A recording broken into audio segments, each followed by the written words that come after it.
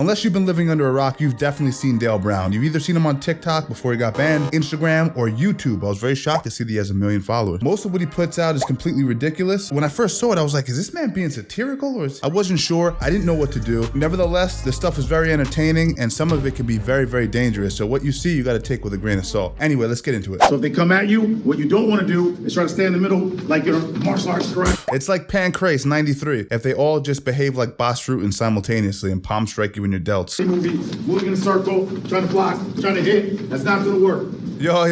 Look at him, he threw a little kick in there. I saw that little kick there. As you try to back up, you're gonna get swarmed and you're still gonna be dominated and you're gonna lose. I like that, and you're gonna lose. You're gonna get dominated and you're gonna lose. What you should do is this.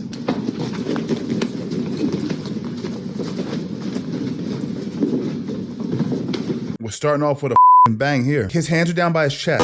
Strike number 1. His chin's up in the air. Strike number 2. And as you can see, when you move in a circle around the crowd, you're able to attack each attacker individually. See, a lot of what these people do is they tell you, listen, if you do this, if you move in a circle, that's correct. But you have to do it with your hands up, your chin down. And also, how the f do I get out of the circle? How do I get outside of the circle of the people that are trying to beat me up? What's really disturbing, more than the video even, is this has over 1 million views and people love it. Love these videos. I appreciate the time and effort you and your whole team put into making these videos for us. He got a few of his buddies to surround him and then patty cake his shoulder blades. This is probably the most useful one I must have seen from this channel so far. He's gonna try to hold, we come straight in. The reason this works is because there's no muscle groups on top of the hand. Well, there's nothing necessarily wrong about this. He's pulling the wrist, his own wrist, against the opposable thumbs, which obviously is gonna have some sort of an effect. Now, what he's not taking into account is when you grab your own fist, you leave your head defenseless. There's other ways of getting your wrist free in this circumstance. One would be to sucker punch him on the side of his chin, to sucker punch him behind the ear to mess up his equilibrium, to hit him with a hard elbow on the bridge of his nose, things like that. Grabbing your own fist and pulling back is a little antiquated and it leaves you vulnerable to being attacked. We're here doing a demo with a volunteer from Detroit. Thank you, sir. He's gone through several moves already, through techniques that... He just pumped to be there. That's probably his cousin, Donnie Brown. Dale Brown's cousin, Donnie Brown. Never met you before. Now come forward. Oh! So he's clearing the arm from his center line and using that to flank the attacker. Now, there's nothing objectively wrong with that. Just like a... And from here, he lost his balance a little there too, though. Dale, not to nitpick, right? But I saw you lose your footing right there. Just like a... So like I said, that's not objectively the worst thing you'll ever see in your entire life. What really grinds my gears, though, is what he does after he gets the flank position. Or if you want to take further action. So you don't know this guy from a hole in the wall, right? You just asked him to be on your video, but you're grabbing this guy by the face. That's some megalomaniac type behavior. That's a little insane. You don't know this person. You're putting your dirty ass hands in and around his eyes. I can't say that I support that. Right? So what we do... The chuckle, listen to that chuckle. Even Dale laughed at that one. Right? So what we do, we want to take further action from there. Here. Oh my God, these guys are nuts. Where do I even start? The flank option's not horrible. I'll give him a pass on that. Okay, that's fine. What bothers me is that these guys use their cross arm to block. Traditionally, that was an effective way of going about it. The issue is it leaves your face vulnerable to strikes on that side. Second of all, I wouldn't grab a guy by his face. That doesn't really take away his ability to move his shoulders and hips, right? And what we want is we want alignment. We want attachment to the guy's back. We fought to get to the guy's back where he can't attack us. And then we're gonna grab his head and allow him to turn towards us. Oh man. All right, Dale, you're leaving me with no option here, Dale. You're not leaving me with much option. I think I'm being pretty mild in my breakdowns of this guy's videos here. 1, why does the guy have a helmet on? 2, what are you doing in this stance? You're not an elite boxer from the 1920s. What else? That. Kicks him in the stomach, right hand's too low. Body shot, backhand, right hand with no leverage, so that right hand would have did absolutely nothing. The downward elbow is not bad. Oh, all that extra stuff was bad. All that extra Wing Chun slap doesn't work. There's no leverage on those punches, so you're not gonna actually be able to affect anyone. You gotta remember, the person that you're fighting in the street is angry. He's full of adrenaline. They're not gonna feel little titter-tat shots that work in the dojo. You need to generate leverage from your legs. His feet are completely squared. He's off balance, falling forward past his toe line. His right hand is coming down past his hip. He's completely vulnerable on the right side of his face. I'd really be careful with this particular sequence. And what's crazy about Dale is he thought that when he shot that, he looked at the footage, he said, that's quality footage. I'm gonna put that out on the internet and everyone's gonna love it. I don't know where we're going with this one, but I'm in for the ride, Dale.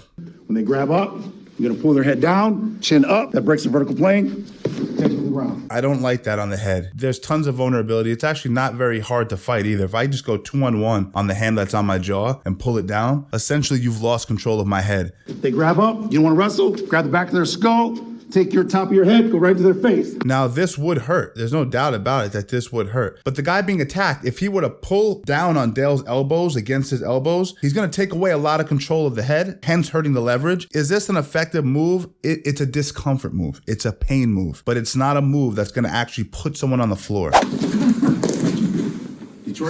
I like this. This is bordering on, it's too fast for you to even see. When the hand comes out, you're going to use your shoulder here. Go right to the elbow. This will break or hyperextend the elbow and increase your survivability. No.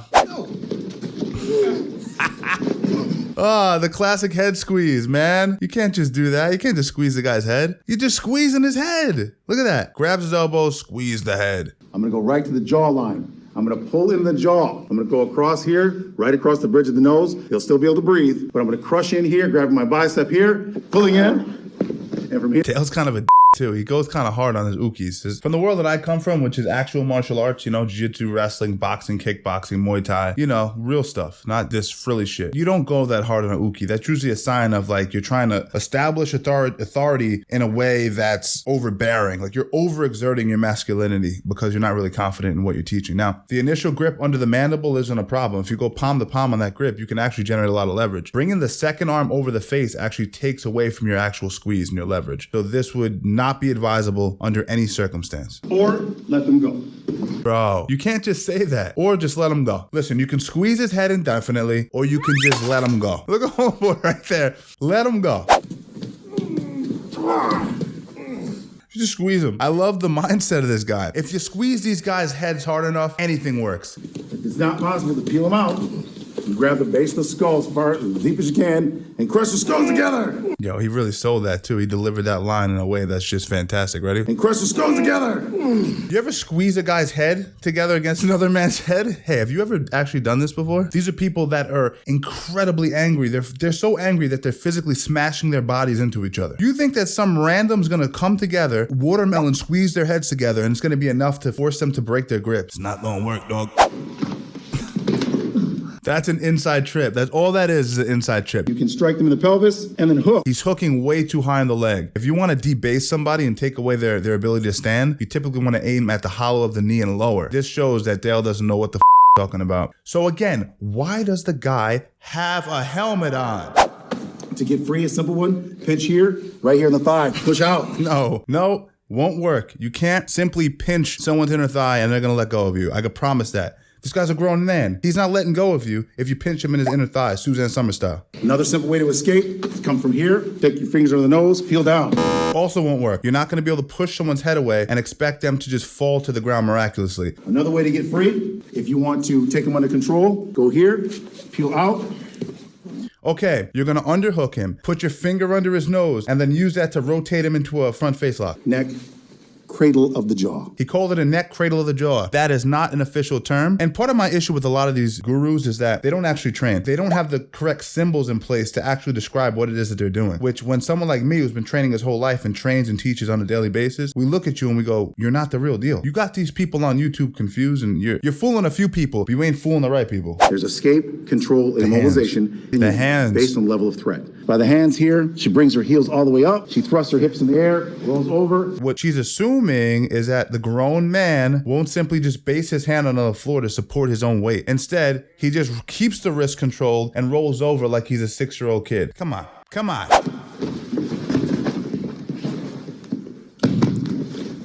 So So this is crazy. So he just sprawls on him. He doesn't even complete a rotation to the guy's back, what we call a go behind. He stops at the shoulder line and just pulls up on the guy's face. You're gonna rip their eyes back. What happens when you start reaching for guys' eyes in this front headlock position is the guy turns his head before you're able to grab his eyes. The natural human instinct to protect your eyes at all costs. It's ingrained in us from an evolutionary standpoint. We move our head. From here, he's gonna build up and grab a single and build into you. You have to work past the guy's shoulder line. Meaning, if you're facing in front of his body, you have to circle your legs around his body to get to his back. That's how you gain the advantage in these sorts of situations. As you rip their eyes back, this is gonna expose their throat. And you're gonna grip the top of the throat and the highway. All of this stuff looks good, and it's like it's hard to dispute it if you're a person watching this that's never trained before, but you cannot expect this to work. It's not easy to just pull up on a guy's eyes and just grab his trachea and squeeze it. I'm gonna take your hand right here, and if you don't wanna hurt them, because maybe it's a homeless person or something, or just... That's a great line. If you don't wanna hurt them, if they're a homeless person or something, we don't wanna beat up the homeless.